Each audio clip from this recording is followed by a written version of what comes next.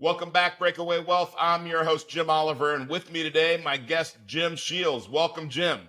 Jim, good to see you. Thanks for having me. Absolutely. I'm excited to share with the audience a little bit about you and your story. And, there's so many things that I think about the things that people are taught about money. And when I was a kid, we were taught get a job, work hard, save money for 20, 30, 40 years. And that just never set well with me, even though I started out in Wall Street and helping people financially plan, Yep. which is a joke, right? Uh, it it just never seemed right to spend that much time. And I know that you've had success in a really short period of time, or the time that when you started, it didn't take you a long time to start to build cash flow. And I don't want to give away your story. I want you to tell it. So let's just stop there. And how about everybody? I'm sorry that my phone went off. Okay, edit that. And how about we just start there and you just tell everybody your story and start from wherever you want? Yeah, I was like you, Jim. I grew up probably about 30 minutes from Wall Street, and it never made sense to me. But I had been fed the same story of, get a job, work 30 years there, they'll take care of you, and you get your 1 week vacation or 2 weeks vacation. It didn't set with me. And I was a tangible guy. Wall Street never made sense to me. And when I started to read that I wanted to do something on my own, I probably read something you did, and that's 7 out of 10 millionaires made their money in real estate. I thought, wow, that was interesting. So it all started 24 years ago for me in Lompoc, California, with my first fixer upper. That first one, that 432 North M Street, I'll never forget it. It was the biggest lesson I ever encountered. And I found that what separated me from poverty or near poverty to abundance was I learned one thing. I learned how to find a distressed piece of property, fix it up, and either rent it or sell it. That was it. That was my life for many years. And then about 10 years ago, I figured, what if instead of finding an old house to fix up, what if I just built new houses? And now my building partner and I have probably the largest build to rent company in Florida. With over 6,000 lots in store. We've built over 2,000 properties, and that all came from that first fixer upper. So build to rent, you're going in and you're buying land, or you're buying a section or a neighborhood. And instead of, for people out there that don't know what build to rent means, or they haven't seen that, I'm not saying it. I mean, it's relatively new, right? That Yeah, concept. definitely in the Tell last everybody, 10 kind of years. explain what you mean by build to rent. Yeah, so we build property to become rentals. Now, these properties could be sold to retail buyers, and we do sell some of them to retail buyers. But we like the investor. Our company says we build for investors by investors, because my building partner and I, we did bulk foreclosures for years. When the '08 meltdown happened, we were buying large amounts of these old foreclosures, fixing them up, renting them for ourselves, or working with investors and managing for them. And the new construction just had less headaches, less maintenance and repairs, better resaleability, better growth patterns.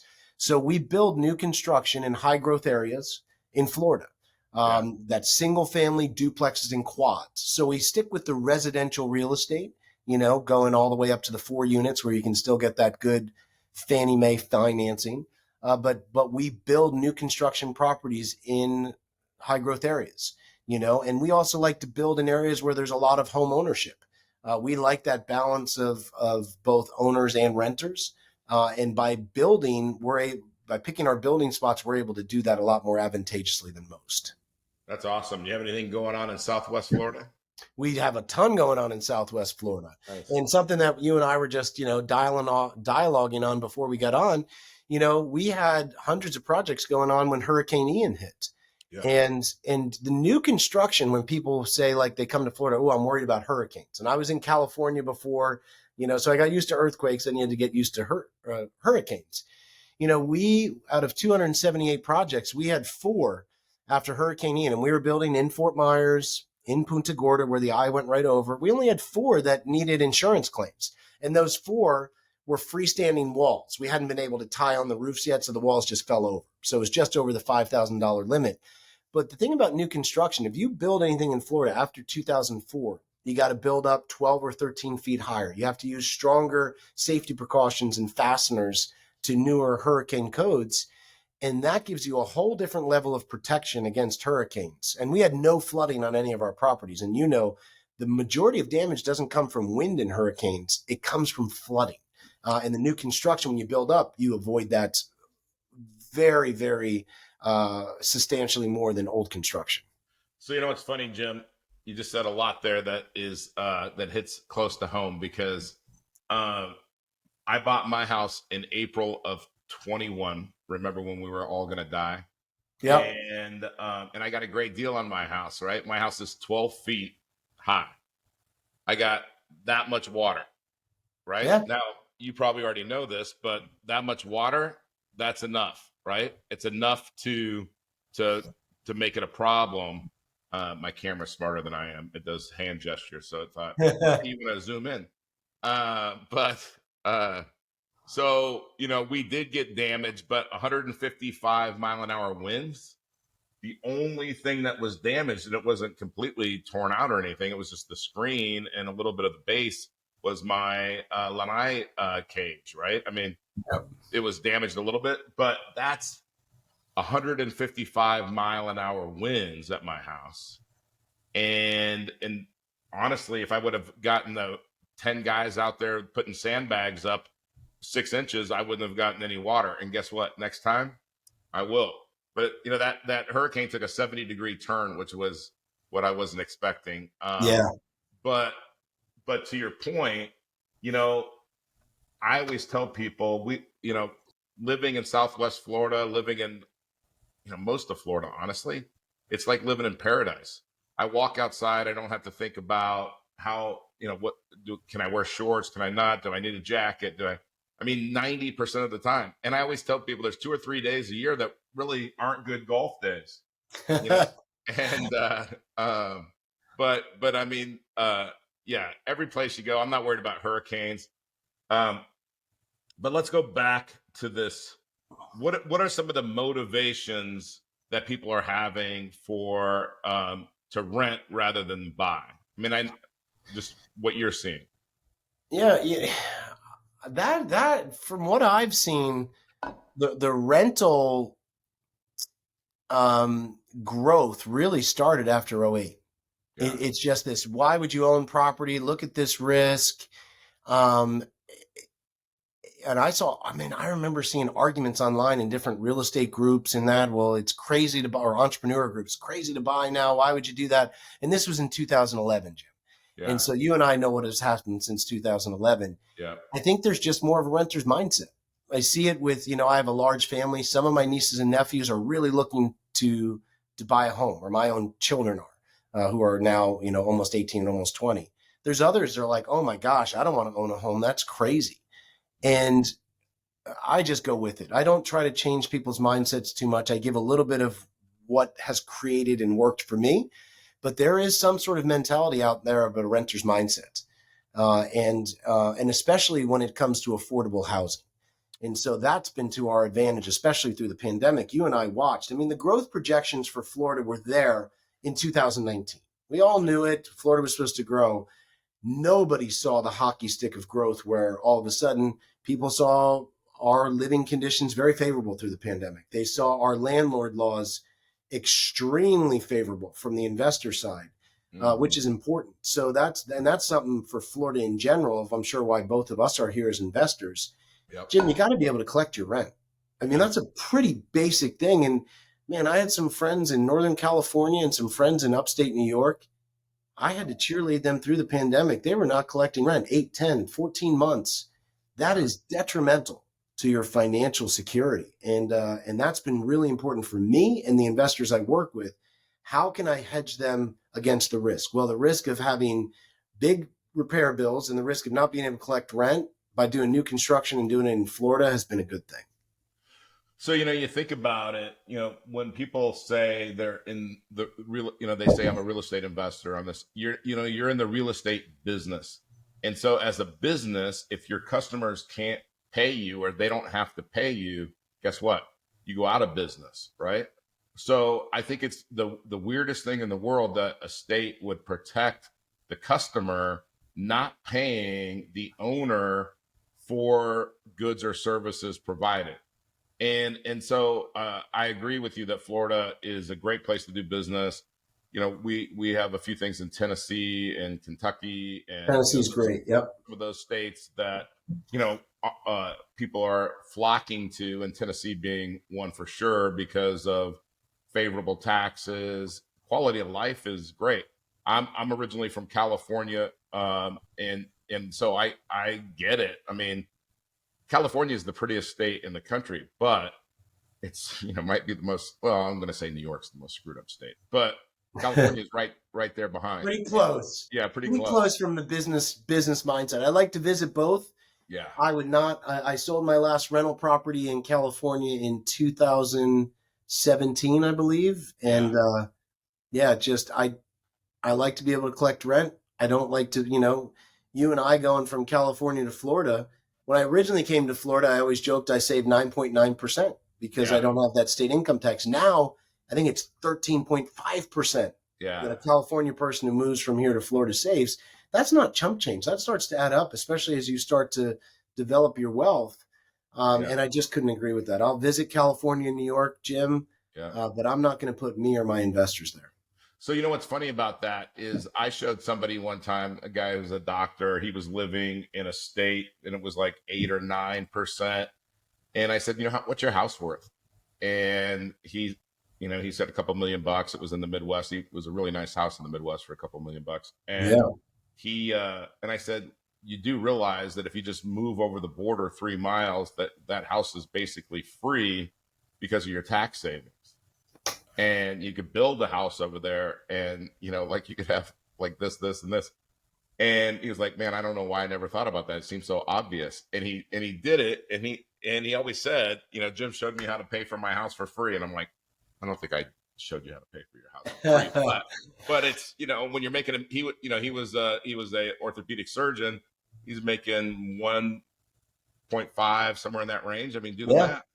You could buy a hell of a house and have a hell of a mortgage for that amount of money per month. But so something else that you talked about is, like people sometimes, when I'm talking to people about financial freedom and financial independence in real estate, and there is a tsunami of affordable housing need. And I don't care if you want to be the RV park guy, you want to be the build to rent person and build that. You got to do something, right? And so talk about that pivot that you had that just made you take action. Yeah. Some of the best advice I got years ago, Jim, was when I first started in real estate 24 years ago. A mentor of mine who had been in the game a long time said, a real successful real estate investor can tell you in one sentence what they do. Because like you just said, you get into the inside track, you get into the zone, you become the category king, the master of that. And that's when you get really good. When you're like, well, I wholesale some deals and I, do a little of this and a little of that. You're kind of that jack of all trades, master of none. So I remember always trying to get myself into like, I buy, fix, and resell HUD foreclosures to first-time home buyers. That was my first niche, like that I went really deep into. And then I buy, fix, and rent foreclosures, and that became my niche. And then it's like now I do build to rent in high growth areas in Florida. That's it, And it's funny you said that. Yeah, I had a side project where I was a partner in an RV resort, but I have my niche, and the niche of going from build to rent, which started about almost 10 years ago now, it was a need. By this time of 2014, a lot of investors here in Northeast Florida were jumping into the game, bidding up these fixer-upper properties where the numbers didn't make sense more, or for them to make sense, you'd have to cut corners on the rehab. And man, that comes back to your wallet real heavily in the next few years with deferred maintenance. I just didn't like that. So it was literally a scratching head experiment saying, well, instead of finding old fixer-uppers, what if we built from scratch? Could that work? Yeah, I love that. And I love that concept. I love that idea. It's funny you mentioned like 2011 because down in Naples. I was buying these little houses in this one area that was kind of, there's no HOA. It's kind of turning over. It's called Naples Park. And I bought these houses, and the average I paid for them between 2009 and almost 2011 was like 190 grand, right? And In Naples. in Naples, right? And so then I sold them, I don't know, like over a few years, and they were all of them double, right? Yeah. In 2 or 3 years, right? And I thought, I'm getting out at the right time. And that those houses, they're $1 million. I mean, they're at least 800, maybe 900 at the lowest. And Yeah. so I think to myself, we really didn't have Airbnb back there. At least I didn't know anything about Airbnb back then. But man, if I had those houses now, they would just be cash flow machines, man. Yeah. And so I think about that. I also think about people when they go, well, this isn't the right time to get in the market, or this isn't, there's no, like, I always love that. I always love that because there's so many things to think about. But, something you said reminds me of, it's a book, it's a concept from Strategic Coach, but it's who, not how. And so I don't, if you are like, I know what I do, and I know how to buy businesses and tighten up the the the cash flow and then grow it, and then I know how to do that, right?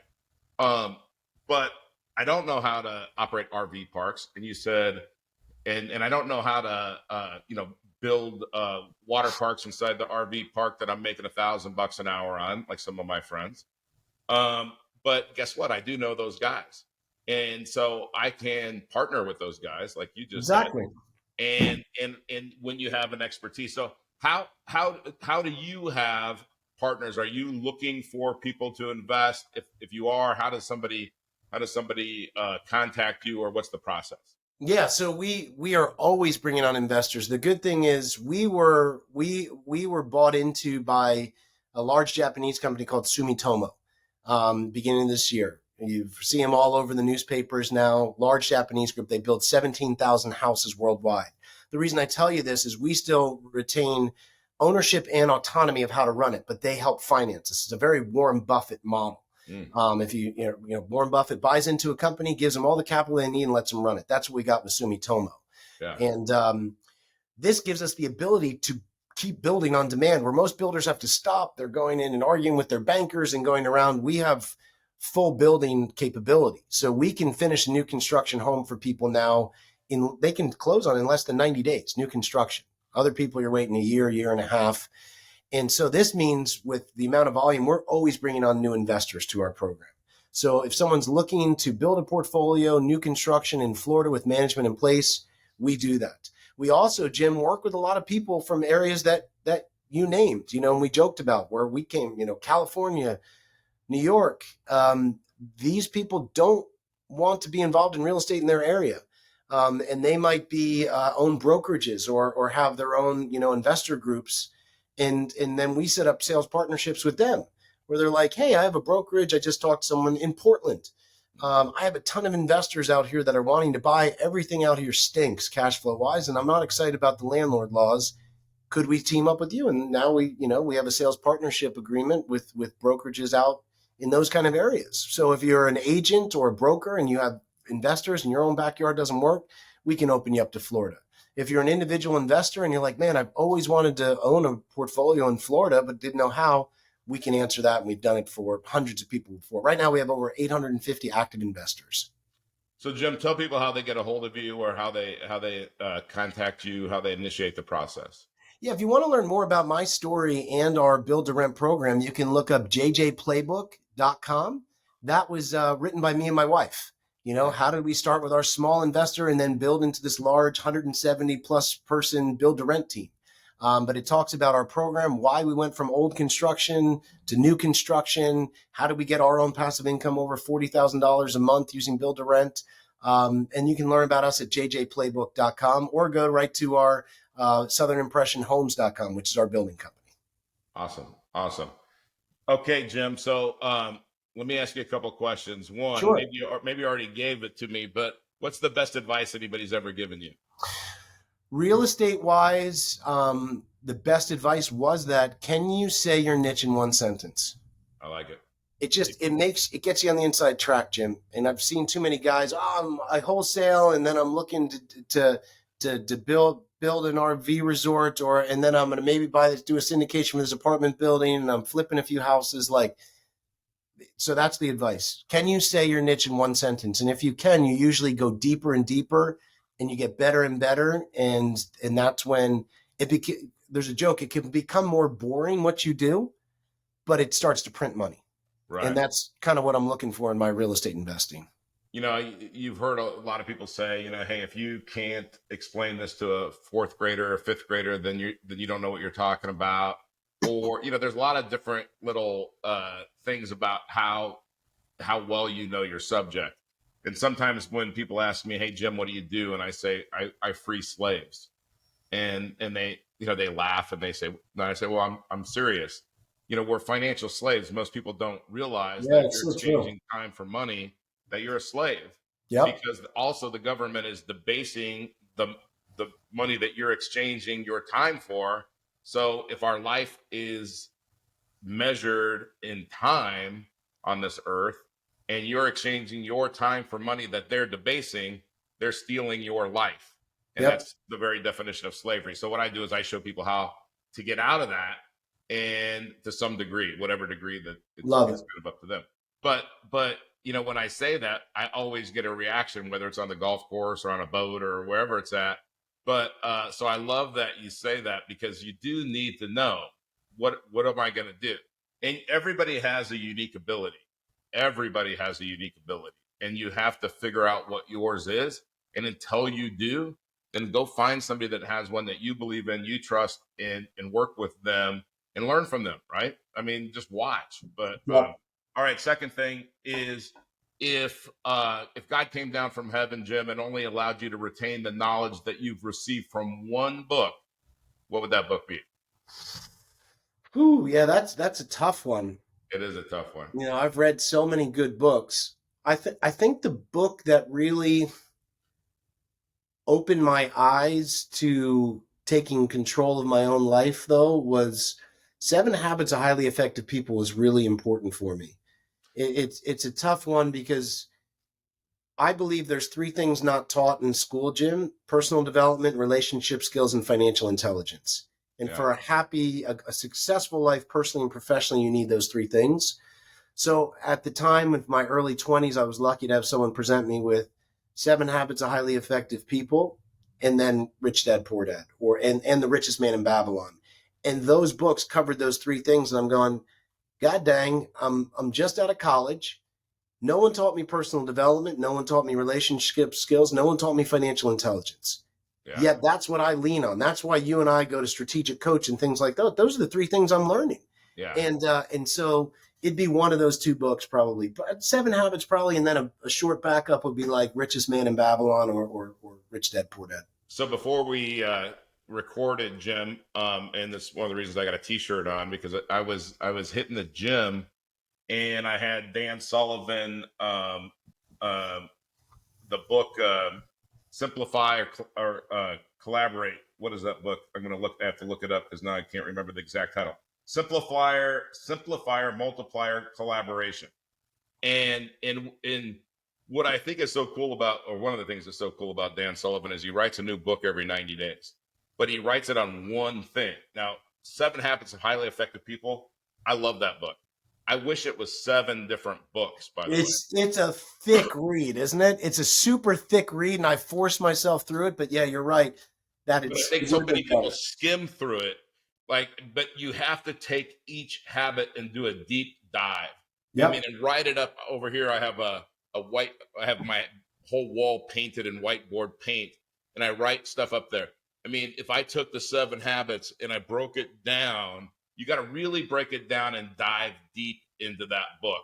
Because what I love about Sullivan, if it's who, not how, it's one book, 2 hours of listening, 1 hour of reading, 40 minutes of a video. There's cartoons, there's worksheets. It's one thing, right? Yep. And when I get done spending 3 or 4 hours on that, if I did all of it, I got that concept down, right? Instead of somebody going, okay, begin with the end in mind. Okay, got it. That's a good habit. Boom. No, no, no. You got to dig into that. And I think when you dig into that, then you get this foundation. Then you get what you're talking about. That's why that book had an impact on you, had an impact on me. Richest Man in Babylon. One of the tenets in Richest Man in Babylon is what you were talking about earlier, is invest in what you know. And that would have been, for the advice, if I had to say, besides that niche, Yeah. it's unique ability. Yeah. It is going deep into what your talents are. We were always taught, oh, you got to learn, like Dan. What does Dan say? If you work on your weaknesses, you'll have strong weaknesses. Yeah. Like, stay in your genius, delegate and collaborate on all the rest. And that has been a game changer for me. It was almost like we I'm sure you had this, Jim. I would hold this guilt that I wasn't good at something. And it Yeah. was like, hell no, be proud of that and Yeah. own and go so deep into what you're good at that you're irreplaceable in that one thing, and that can be just enough. And that changed. That's how I tripled my wealth. It was You know, really when I started to own that unique ability and say, I stink at all these other things, but man, I'm good at this. And I'm going to go deep and I'm going to hold myself there. And that was a game changer. I can't agree with you more, Jim. When I did the Colby and I was a 10 quick start, right? You're a And 10, huh? yeah, and I thought, oh gosh, I should be a better fact finder. I should be a better implementer. And I thought, and then I listened to something from Sullivan, and he was like, I'm a 10 quick start, and there's not very many 10 quick starts, but that means, you don't meet with me unless you've done an impact filter. You don't meet, like I do one thing, and that's all I do. And in my organization, I've got lots of people that are good implementers, are great at processing things and I just let them do it. And you're exactly right. I look at my day and I think, wow, I really was productive today. We made a lot of money today in that 90 minutes that I worked, and it's because those 90 minutes are in my unique ability. Yeah. I can spend 8 hours outside my unique ability and not make a tenth of what we Mm-mm. produce. And we produce, the only way we get paid is if we help somebody else. So that's when we're making money, we're helping other people. And I know that that's what you guys do too. So it's cool. And I always like talking to strategic coach guys because you get it. And I have over on my wall right here in the corner that original strategy circle thing that he printed out, and Mm-hmm. I have it framed, and it's like I have to think to myself about that vote process, and that's why I got this thing up here on the wall. Is in probably this weekend it's going to be completely erased and redone. I just keep on doing it, Yeah. owning it, and getting it tighter and tighter and tighter. So um the success leaves clues, man. It leaves Yep. a trail. So you know I really appreciate you sharing your experience and your thoughts with us, and thanks for being on the show, Jim. And we're going to wrap this up like we do every episode with the incredible words of Earl Nightingale and The Strangest Secret. So take it away, Earl.